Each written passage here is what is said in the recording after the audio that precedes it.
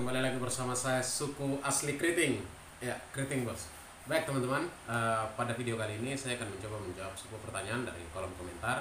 Ini pertanyaan dari saudara Avandi Rumagia. Saudara Avandi Rumagia. Ini dia bertanya seperti ini. Kenapa di Papua tidak ada yang namanya Papua Selatan, Papua Utara, atau Papua Tengah? Uh, Seperti mungkin di Maluku ada Maluku Utara, Maluku Tengah, dan Maluku Tenggara. Kenapa di Papua tidak ada? Jadi begini saudara, kalau misalnya kita bedakan soal letak geografis, ada Papua Tengah, Papua Utara, cuma itu belum dipisahkan menjadi provinsi-provinsi. Kalau kita bicara soal letak, kalau di Maluku kan ada provinsi Maluku Utara, Maluku Tengah, dan mungkin Maluku dan lain-lain. Tapi kalau di Papua itu masyarakat bukan menolak sih, ya lebih kepada untuk memperkokoh persatuan. Mungkin ada iming-iming ya pada tahun mungkin 2017 itu kira-kira, mungkin ini isu lama sebenarnya soal pemekaran-pemekaran di Papua itu. Itu mau dibentuk, ada namanya Papua Selatan, Papua Utara, mungkin seperti yang sekarang contoh Papua Barat. Itu provinsi yang berpisah dari awalnya provinsi Papua menjadi provinsi Papua Barat, seperti itu. Jadi belum ada yang namanya pemekaran tentang Papua Selatan, Papua Tengah, atau Papua Barat, Papua Barat Daya, mohon maaf. Kalau Papua Barat sudah ya. Cuma ada begini, ada ketakutan-ketakutan yang muncul kenapa pemekaran-pemekaran ini, pemekaran yang sudah rencanakan lama ini tidak terrealisasi.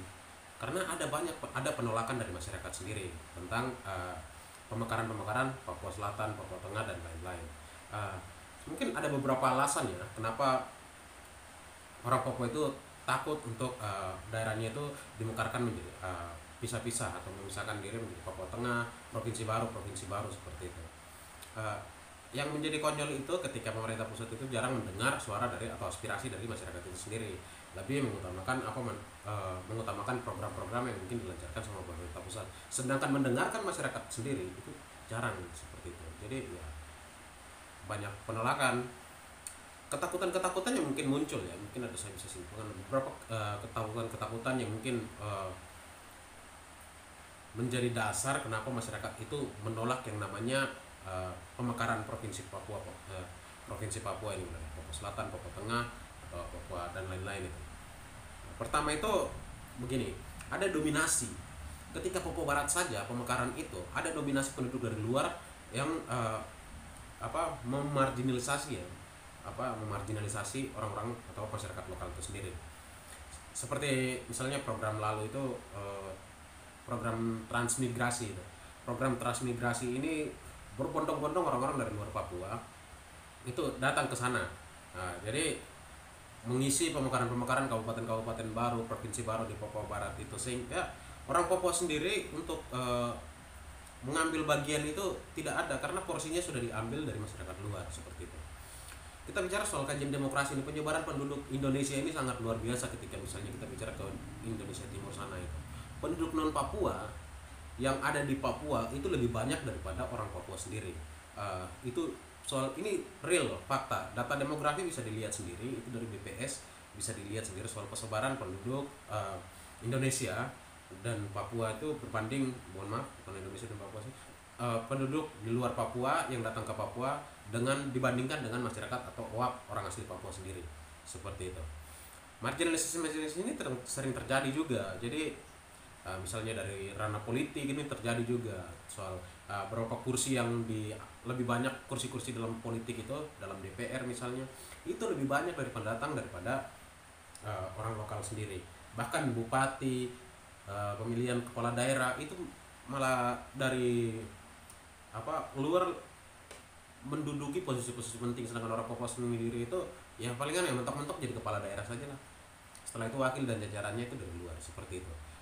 Misalnya saya ambil contoh ya, data resmi dari Dewan Perwakilan Rakyat Papua itu menunjukkan hanya sedikit orang Papua yang terpilih sebagai legislator untuk periode 2019-2024. Di Kabupaten Kerom itu orang asli Papua itu hanya memperoleh 7 dari total 23 kursi di kantor DPR itu. 7 dari 23 kursi ini di Kabupaten Kerom. Di Kabupaten Sarmi itu 7 dari 20 kursi. Nah, di Kabupaten Bovendigul itu hanya 4 dari 20 kursi.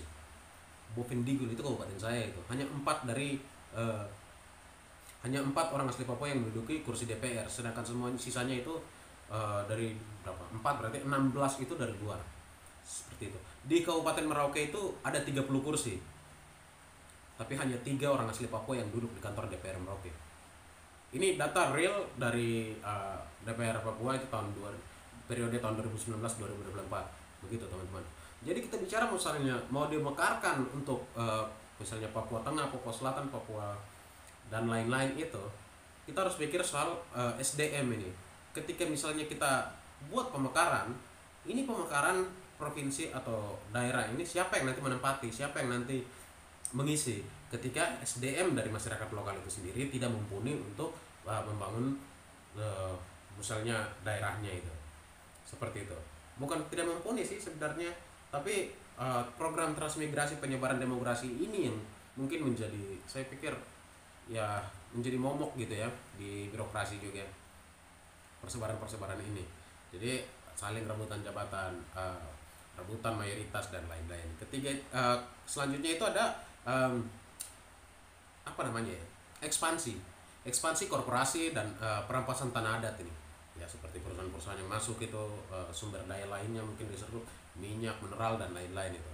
Jadi bersamaan dengan pemekaran selama 20 tahun ini, 20 tahun terakhir itu, pemerintah sudah menggelontorkan dana itu kira-kira 240,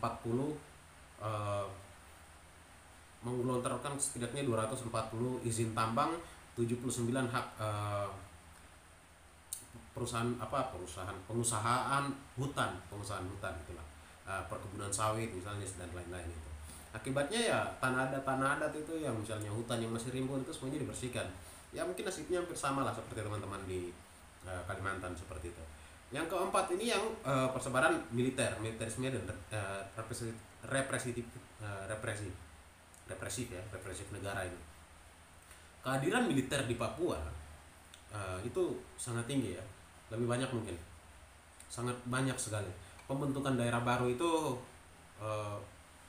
kalau kita bilang itu malah memfasilitasi pendirian yang namanya pendirian pusat-pusat militer, kepulihan baru, baik komando, teritori maupun pos-pos operasi khusus. Hanya 2 provinsi saja itu pos-pos itu sudah di mana-mana. Ketika misalnya dimekarkan, ya kita tidak tahu lagi. Mungkin masyarakat satu desa itu isinya tentara semua mungkin, atau polisi semua mungkin. Karena 2 provinsi saja itu kehadiran militer itu malah luar biasa menguasai. Bahkan setiap desa itu bisa sampai ada pos-pos polisi seperti itu. Kelima itu perpecahan konflik antar daerah. Nah, kenapa faktor-faktor ini perlu diperhitungkan ketika misalnya kita bicara soal egosentris kedaerahan, itu menjadi momok yang menakutkan bagi masyarakat di sana. Ketika Papua itu ketika misalnya kita yang keluar ini kan kita bicara, oh kok keriting, kok hitam, kok sayang Papua, kok Papua. Tapi ketika misalnya kita pulang dengan pemekaran ini, tidak ada lagi yang namanya Papua, tapi kok gunung, kok pantai, kok dari sini, kok dari sini. Persatuan ini ya bisa pecah juga. Papua Barat, Papua Tengah, Papua ini ya, kita tidak lagi yang bicara soal saya Papua, tapi saya Papua Barat, saya Papua Tengah. Nah, ada perpecahan itu yang mungkin menjadi ketakutan seperti itu. Mungkin ini bisa dilihat juga menjadi referensi ya, yaitu dari bukunya Pendeta Socrates Yoman. Itu dia juga menuliskan itu dalam beberapa Pendeta Socrates Yoman ini, dia ini seorang penulis juga. Dia menulis tentang masalah sosial. Dia memandang Papua itu, melihat dari pemekaran bagian dari niat buruk Jakarta untuk terhadap orang Melanesia. Dia menganggap seperti itu. Yoman juga mempertanyakan mengapa pemekaran dipaksakan untuk Papua itu yang penduduknya sekitar 4,3 juta jiwa ini, sementara Jawa Barat atau Jawa Timur yang jumlah penduduknya 46,4 juta dan 3,8 juta jiwa ini tidak dimekarkan. Kenapa Jawa Barat tidak dimekarkan sedangkan penduduk di sana lebih berlimpah? Kenapa Papua yang harus digenjot untuk dimekarkan, jadi Papua Tengah, Papua Selatan, Papua ini dan lain-lain? Kenapa tidak yang lain yang penduduknya lebih padat? Bukankah bisa dilihat dari sana? Apakah Papua ini karena penduduknya lebih padat, tanahnya lebih luas, daerah-daerah yang penduduknya padat itu mau disebarkan ke sana? Ya kita tidak tahu lah program atau program-program dari pemerintah ini. Kenapa alasan-alasan itu semua dibuat, memaksakan Papua yang penduduknya minim seperti itu untuk dimekarkan? Itu kan menjadi pertanyaan juga. Sebenarnya dimekarkan untuk siapa? Untuk yang luar atau untuk orang Papua sendiri? Nah, selanjutnya itu kalau kita melihat untuk ketakutan dari orang Papua ini agenda bukan agenda orang Papua sendiri loh, untuk pemekaran-pemekaran dan lain-lain ini. Ini pemekaran ini program dari pemerintah sendiri atau ya setidaknya Jakarta sendiri. Orang Papua tidak menginginkan itu, mereka malah mereka itu mikir bahwa ini menakutkan seperti itu. Ini bisa merusak kehidupan atau masyarakat Papua seperti itu. Menjadi menimbulkan yang namanya egosentris kedaerahan dan itu terjadi perpecahan seperti itu. Selanjutnya ini kita bicara soal dengar orang Papua ini. Kenapa saya ikut itu kembali? Ya kadang kita berorientasi, berpendapat, namun kita jarang untuk mendengar suara dari apa yang kita bicarakan. Objeknya tidak kena, tapi kita membuat kesimpulan dari tindakan yang mungkin kita lihat hanya sekedar kulit saja. Mungkin hal-hal ini bisa dipandang menjadi alasan kenapa tidak ada Papua Selatan, Papua Tengah dan lain-lain. Mungkin seperti itu saudara.